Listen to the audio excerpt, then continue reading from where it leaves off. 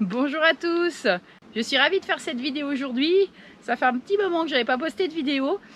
Bon alors en fait, ce qui se passe c'est que j'ai amplifié pas mal mon cheptel encore cette année.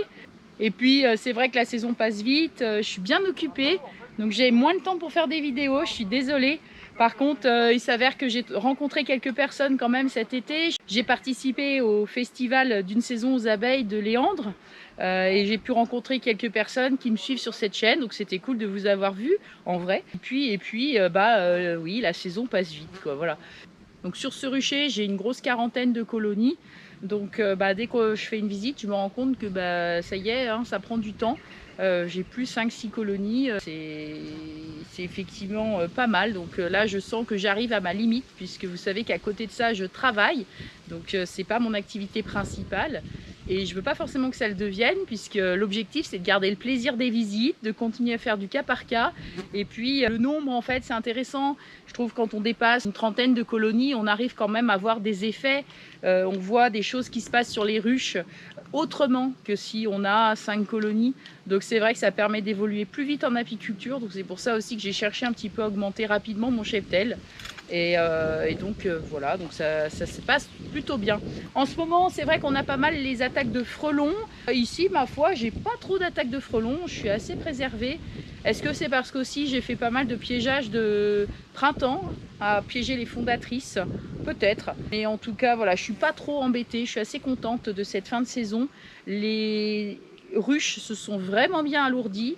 Donc le lierre a fait son effet classique de remplissage de miel pour l'hiver. Donc ça c'est super chouette. J'ai nourri un tout petit peu en fait fin août avec du candy protéiné essentiellement pour apporter des protéines et puis permettre en fait aux colonies d'avoir du couvain de bonne qualité. Les traitements anti-varrois que j'ai pu faire aussi donc mi-juillet. Donc j'arrête toujours assez tôt la production de miel. Donc l'année dernière, j'avais essayé de traiter tout au varomède et j'ai eu énormément de casse hivernale. J'avais dépassé les 30%, donc j'étais vraiment pas fière de ce score. Mais j'avais essayé de m'affranchir en fait d'utiliser l'Apivar. Donc cette année, j'ai décidé de recommencer avec l'Apivar, de réutiliser cet Apivar pour avoir un hivernage qui j'espère sera meilleur grâce à ce traitement long finalement qui peut-être est plus efficace. Enfin, je vais voir ça en sortie d'hiver.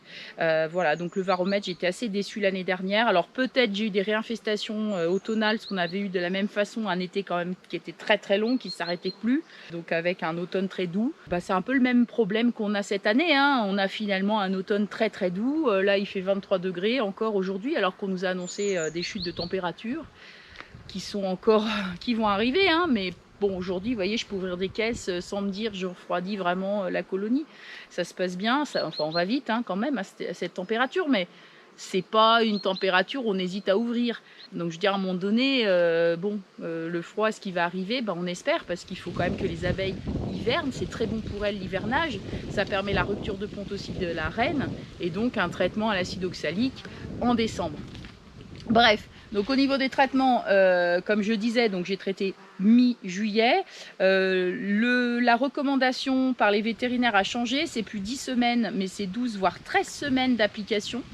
Donc là, je vais retirer mes bandes Apivar. Je suis un tout petit peu tôt par rapport aux recommandations des vétérinaires. Là, je suis plutôt sur la 10e semaine, mais il y a quand même quelques colonies qui avaient reçu des bandes début juillet. Donc on est presque bon dans le timing. Donc voilà, on va regarder un petit peu ça en image. On va ouvrir des colonies et on va retirer les traitements Apivar. Allez, c'est parti.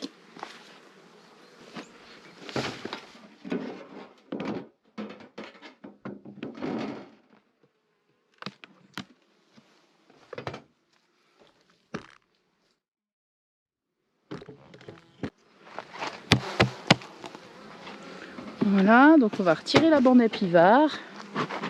Hop. Donc je décale légèrement les cadres pour faire de la place, sans écraser personne. Voilà. Tac. Vous voyez, il y a du monde. Et puis si je regarde en rive, hein, il y a pas mal de miel quand même. Celui-là, il est un tout petit peu léger. Bon, il est un petit peu léger celui-là, mais finalement, vous voyez là, Et elles sont encore en train de mettre des réserves. Hein. Donc là, c'est super. Et je vous montre, si je tire pour le prochain, est-ce qu'on a un petit peu de couvain? Parce qu'il fait encore chaud, hein. Regardez. Ah, on a encore du couvain. Hein. Voilà. Est-ce qu'on va voir la reine? Bah oui, elle est là, la reine. Regardez. Allez, on va les laisser tranquilles. Je pense que là, j'ai au moins 2 cadres de couvain. 2 cadres et demi. Et j'ai de la réserve de l'autre côté. Hein. Donc, c'est vraiment bien. Et là, en termes de nourrissement, j'ai pas nourri énorme. Je vous disais, il y a le candy protéiné. Moi, je trouve qu'il booste très bien fin août. Ça permet vraiment aux abeilles de faire un élevage de larves. Donc un élevage de couvain costaud. Et ensuite, la génération encore d'après, ben, finalement, va être vraiment très en forme. Et ça va faire des belles abeilles d'hiver.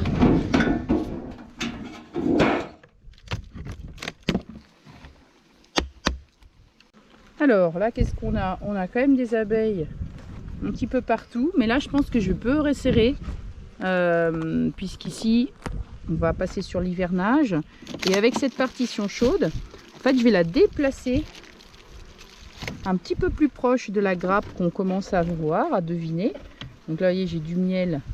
Je vais la décaler là. Ici, j'ai aussi un cadre de miel. Vous voyez, toujours miel, etc. Ça va passer là. Et puis ma partition, je vais la mettre ici. Quand on regarde, vous voyez, c'est toujours du miel en fait. Hein. Alors s'il y a du couvain, il y a du couvain.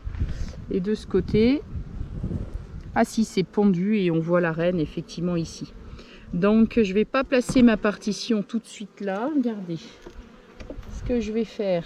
Donc je vais retirer bien sûr l'apivare. Je vais laisser le miel qui était ici avec le pollen. Et je vais placer ma partition là. Donc j'ai resserré de 1. 3, elle est sur 7. Donc elle est sur 7, c'est pas mal. Juste que je décale mon apivare. Hop, voilà. J'hésite presque, ce cadre là. Ah ouais, ce cadre est pas très beau. Vous voyez, il est tout maigrelet. Et je vais le virer aussi. Et du coup, je vais tout redécaler sur la droite. En fait, je vais l'hiverner sur 6. Hop, allez, je décale tout. Voilà. Donc ça va aider la population à gérer sa grappe. Et puis donc, hop, voilà, elles sont prêtes pour l'hiver. Ça n'empêche pas les abeilles de passer de l'autre côté si elles ont besoin de miel. Elles iront le chercher. Et puis au printemps, si elles manquent de place, elles peuvent passer de ce côté aussi. La reine peut aller pondre hein, de ce côté. Et puis, si vraiment c'est blindé, puis que je tarde sur mes visites de printemps, elles ont une seconde chambre ici pour aller, pour gérer. Hein. Donc là, vous allez me dire, il y a un trou, si elles bâtissent ou quoi. Mais bon, déjà, elles vont occuper cette chambre-là. Et puis, donc ça va les aider à maintenir la chaleur, hein, puisque j'ai réduit l'espace. Et puis quand même, elles ont des réserves supplémentaires derrière la partition chaude. Voilà, donc ça c'est un peu le travail que je fais en ce moment. On prépare l'hiver, c'est-à-dire que j'enlève mes traitements et je resserre les colonies de cette façon-là. Bien sûr, ensuite je vais les peser pour avoir un poids de référence. J'avais déjà fait ça sur une vidéo, comment peser le suivi du poids d'une colonie l'hiver. Mais je vais les peser, ça me fait un point de référence. Et ensuite, je suis le poids qui est censé réduire quand la colonie reprendra de l'activité. C'est-à-dire courant janvier-février. Voilà, il faudra faire attention au poids de la ruche pour qu'on sache voilà, si la colonie a besoin de candy, par exemple, pour l'aider à redémarrer au printemps prochain. Alors pour l'hiver, vous voyez, sur cette ruchette-là, je mets des réducteurs d'entrée comme ça, pour aider les abeilles un petit peu à se défendre. Alors il y a les portes anti-frelons qui existent, mais sur les ruchettes, en fait, j'ai des portes comme ça, classiques. Après, sur les ruches, oui, j'ai des portes anti-frelons, vous voyez, Nico, en plastique, qui sont pas mal. Donc mes ruchettes sont des fonds semi-aérés. Il y a vraiment une toute petite bande qui aère le fond. Et puis sinon, sur les ruches, comme j'ai les fonds Nico, et bien en fait, j'ai les plaques d'hivernage en plastique, voilà, que je gratte régulièrement d'ailleurs, et je fais mes comptages varrois pour vérifier que l'infestation n'est pas trop importante après traitement. Donc là, vous voyez, je les ai nettoyés, ensuite je les graissés. Et puis je viendrai compter les chutes de varroa sur 2 ou 3 jours. Et je vérifierai du coup la référence. Il me semble que l'hiver, il faut qu'il y ait moins de 0,5 varroa par jour qui tombe. Voilà, donc il faut que j'ai moins de 2 varroa sur 3 jours. Sinon, c'est qu'il y a trop de varroa et que faire? J'ai envie de dire, de toute façon, là, on peut refaire un traitement, peut-être un passage de varomède, mais bon, c'est un peu compliqué. C'est qu'en fait, vous avez maltraité vos colonies, que l'infestation était trop importante et donc le médicament n'a pas été efficace. Mais pas à cause du médicament, à cause du fait que vous aviez trop de varroa dans vos ruches au moment où vous avez posé le traitement. Voilà, bon, ça veut dire qu'il faut faire mieux l'année prochaine. Voilà, écoutez, j'espère que cette petite vidéo vous a plu. En tout cas, moi j'étais ravie de la faire. On a encore des super belles journées. Là, on profite d'être au rucher. On a une saison 2023 qui ne se termine plus. Mais je crois que pour moi, quand même, c'est la fin. Donc voilà, je vais me concentrer un petit peu sur mes marchés d'automne et d'hiver. Donc là, effectivement, c'est le temps pour la commercialisation. Et c'est pareil, c'est un truc que j'aime beaucoup. Donc voilà, faire découvrir le miel et puis les gourmandises aussi issues du miel. Voilà, que des bonnes choses pour passer l'hiver, faire la marmotte au coin du feu. Voilà, je vous souhaite à tous un bel hiver. Et puis je pense que je ferai une vidéo au moment du traitement d'hiver pour le dégoûtement à l'acide oxalique. Je vous remontrerai tout ça. J'en ai déjà fait une l'année dernière, mais bon, ça vaut le coup des fois de remontrer un petit peu comment on fait. En tout cas, je sais qu'il y en a qui attendent de voir un peu comment font les autres qui sont pas trop loin de chez eux. C'est l'objectif aussi de cette chaîne, c'est de partager, de s'entraider quelque part et puis de se dire ah bah oui c'est vrai, tiens c'est le temps du traitement hivernal, donc je vais le faire. Voilà, donc écoutez, si ça vous a plu, n'hésitez pas à vous abonner si c'est pas encore fait. Et puis sinon je vous dis donc au mois de décembre pour la vidéo sur le dégoûtement à l'acide oxalique. Allez, à bientôt, salut!